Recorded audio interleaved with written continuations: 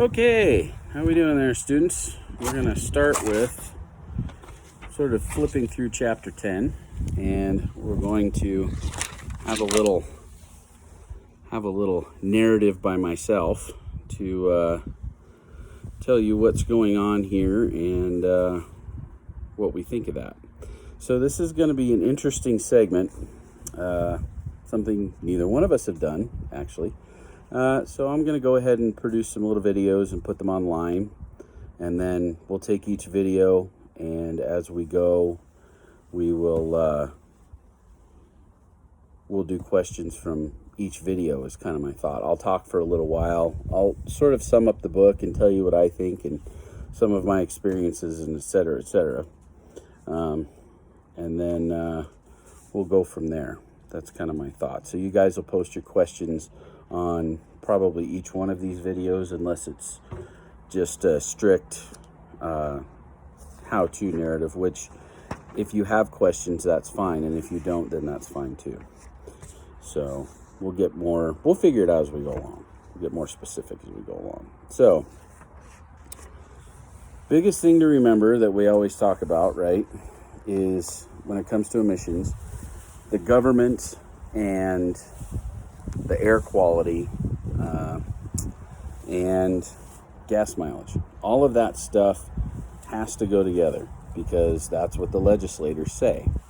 So as a result, the Clean Air Act came out a wicked long time ago. I'm busy looking through the book and I don't see a specific date on it. But as we recall, earlier in the book, I believe it told us 1990 was when the Clean Air Act was adopted, because it also pertained not only to emissions, but also to HVAC emissions, right? So as a result, they keep making this a little more stringent every year. And if you look at your book on page 296 and 297, you'll see where they go through the IM 240 test and the ASM test, which is an acceleration simulation mode test. Okay, so they put the car on the dyno, they load it down, and then they go ahead and see what's coming out the tailpipe. So at that point, life is good as long as you're under the limit. If it's not, then you have to start to figure out, why did it go wrong? So the biggest thing is we started OBD2 in 1996, and when we did that, we turned the entire diagnostic world on its head, because we went, well, it's great that you're checking X, Y, and Z, but you're also going to have to check all of these other things now. And every year we get new codes because we have more things that the government wants us to check. So as a result, the computers have to keep getting faster and faster, and the protocol for communication, though, is the same, if that makes any sense. So when we have a common language and we have a common speed, then anyone can talk to the car, and that's part of what they did in 1996 with OBD2. They came out with a common language, a common speed. All of the computers had to comply to it. And we had, the P0 codes, which anyone can read, and then we have the P1 codes, the P2 codes, et cetera. So if it's related to emissions in any sort of way, or if it falls under the government's P0 definition, then anyone has to be able to read it. So you should be able to read it with any kind of scanner. That's where all of the parts stores and everything get their ability to say, oh, well, you need new oxygen sensors because it's at this code. Well, not usually. So at any rate, we've discussed that a little bit.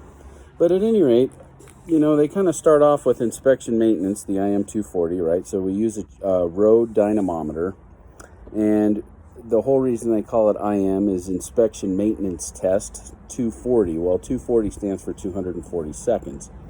So that's 4 minutes. That's a long time on the dyno if you're loading it. Now, we've looked at that curve where it goes up to about 30 miles an hour and then comes down to 0. You sit at the stoplight for a little bit, and then you accelerate onto the highway to about 60 miles an hour. You maintain that. You might pass somebody, and then you get off the highway, and then you come to a stop. So basically, it's a game, right? We can't force anyone to drive their car the way we think it ought to be driven.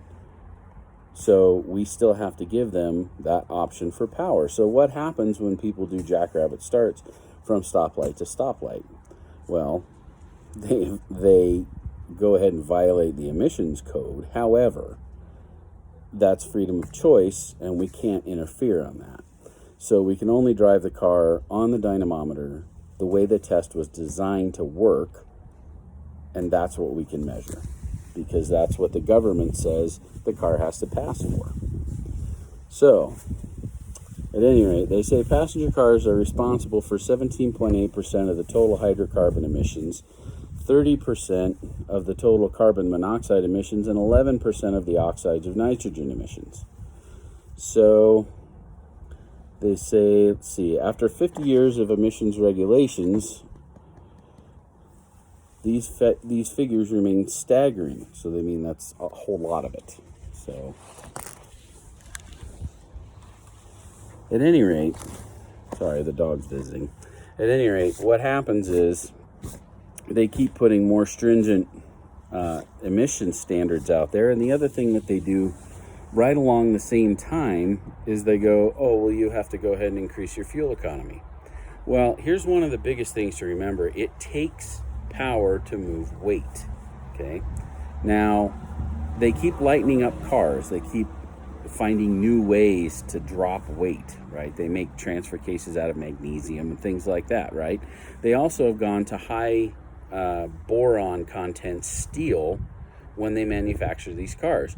Well, that's great, except it's extraordinarily expensive to fix them. So it's extremely easy to total them because they're meant to be crushed in an accident. So it's a vicious cycle. And then cars cost more because of all the technology that's going into them. The other thing, too, that you have to remember is the government has come out and they've mandated, well, you have to have airbags. You also have to have some sort of traction control system. You have to have some variety of analog brakes. And you have to have, all of this safety equipment on there. Well, that's great. That's great. But everything that you've added adds weight. So every time you add weight, you have to spend more fuel to move it. Okay? So what happens when you burn fuel? Well, you produce emissions. Presto. So that's what I think, personally, the lawmakers don't understand. They want a safe car for everybody, and that's great. And they want everyone to have these terrifically fuel-efficient cars. And I think that's great, too.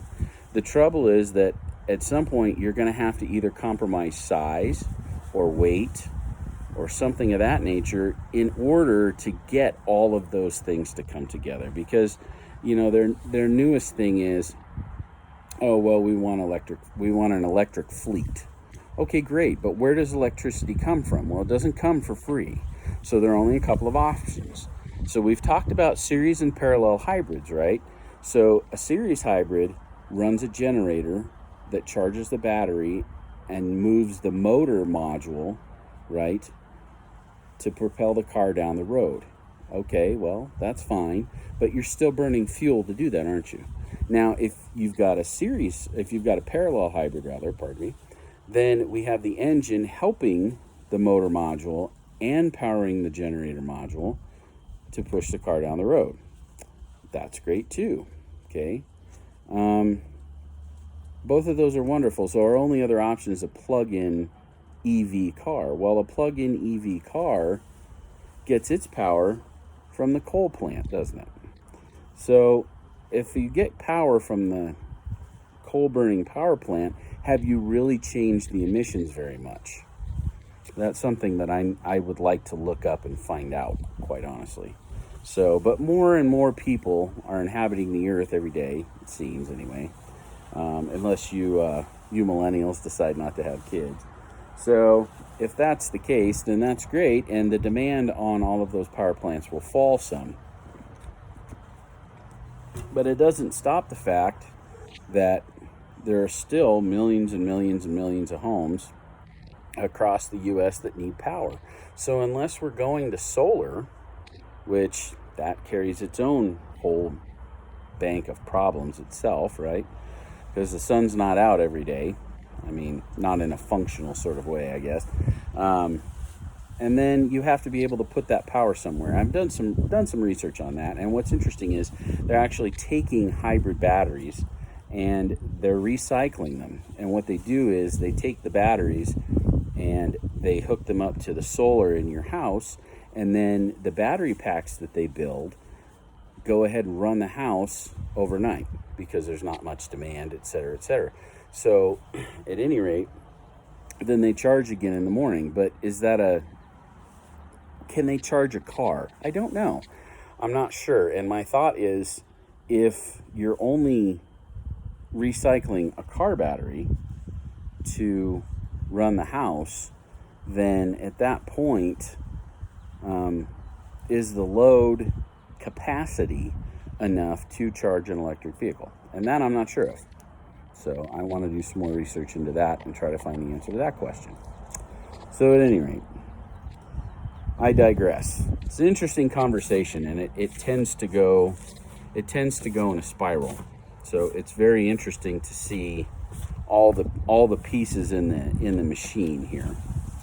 So at any rate, the three main pollutants are hydrocarbons, which is unburned fuel, correct?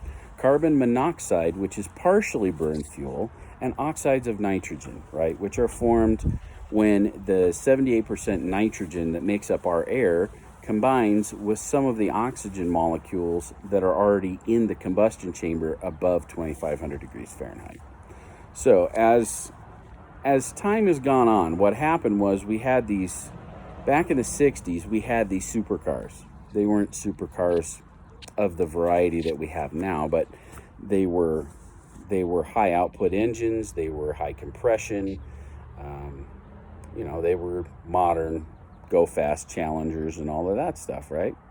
So what they had to do when the government came out in the 60s and said, okay, we need to start limiting all of this emissions that's being created, right? So we talked about this a little bit. One of the first things they did was they put a pressure cap and a charcoal canister on cars to try to capture all of that fuel that was being evaporated. And we discussed that is about 20% of the fuel evaporates out of your car if there's no containment system, right?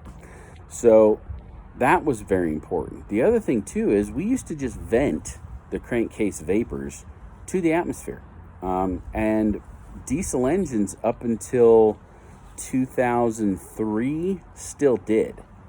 So in mid-2004, there were two engines. This is when the Duramaxes switched over, so I'm working off the assumption everyone else did. So what happened was they used to just have a vent tube right out the side of the crankcase. Any extra vapors or blow-by or anything else that was generated dumped right into the atmosphere. Well, what does that do for the atmosphere? Well, that's hydrocarbons, right? A lot of it. Some of it will be NOx, and a little bit of it will be CO as well, whatever makes it past the rings, correct? So as a result, once it gets into the atmosphere, it combines with other oxygen atoms in the air, and we produce photochemical smog and things, and acid rain and stuff like that, and that's not good. That just ruins everybody's day. So what they were facing in the 60s was, if we can cut down on this on modern passenger cars, which dominate the roads, right, numbers wise, then what can happen is we can start to rein in all of this terrible air that we're creating, because that's what happened. It just didn't show up that way. Humans created it.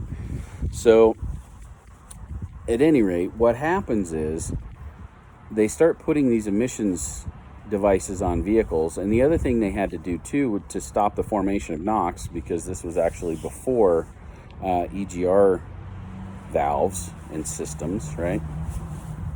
What they did was they would lower the compression in the engine from about 10 to 1 to about 8.5 to 1. So the cars just barely made enough compression to fire,